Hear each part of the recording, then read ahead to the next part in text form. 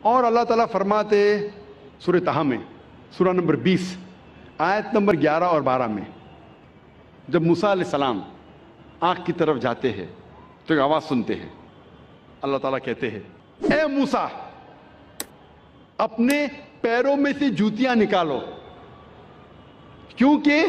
تم پاک وادی میں ہے، وادی طویٰ میں،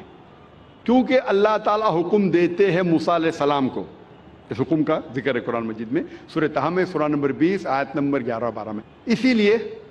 ہم مسلمان صلاح کے پہلے ہماری جوتیاں نکالتے ہیں۔ اس کا ذکر آتا ہے یہودی اور عیسائی مذہبی کتابوں میں بھی۔ لکھا ہے بک آف ایگزڈس میں چیپٹر نمبر 3 ورس نمبر 5 میں، خدا کہتے ہیں موسیٰ علیہ السلام سے draw not nigh hither, put off thy shoes from thy feet, for the place where thou standest is holy ground۔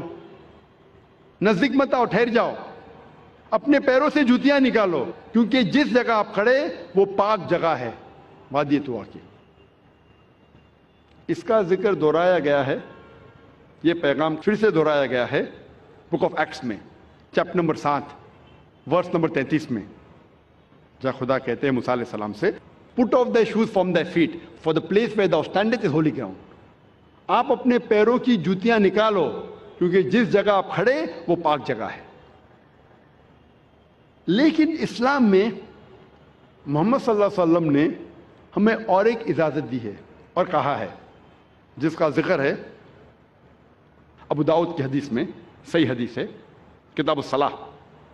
Chapter number 240 حدیث نمبر 652، جہاں ذکر آتا ہے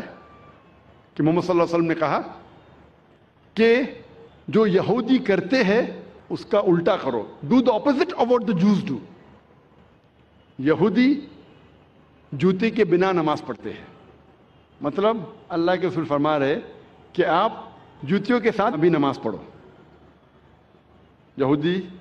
کا الٹا کرو، opposite of what the Jews did۔ اللہ کے رسول فرماتے ہیں، حدیث میں آتا ہے، صحیح حدیث ہے، سنن ابو داؤد کی جلد نمبر 1 کتاب الصلاح چیپٹر نمبر 240 حدیث نمبر 653، جہاں عمر بن شعیب رضی اللہ عنہ وہ فرماتے ہیں کہ انہوں نے سنا اپنے والد سے کہ ان کے دادا نے کہا کہ اللہ کے رسول کو دیکھا نماز پڑھتے ہوئے جوتیوں کے ساتھ اور بنا جوتیوں کے۔ مطلب ہم مسلمان نماز جوتیوں کے ساتھ بھی پڑھ سکتے اور جوتیوں کے بنا بھی پڑھ سکتے۔ ہم اکثر جوتیوں کے بنا پڑھتے ہیں کیونکہ ہم ہائیجینک ہیں، ہم صاف ستھرے ہیں، اور جب جوتیوں کے ساتھ پڑھتے ہیں ضروری ہے کہ ہم جوتیوں کے جو نیچے کا حصہ ہے، سول ہے، اسے صاف کریں۔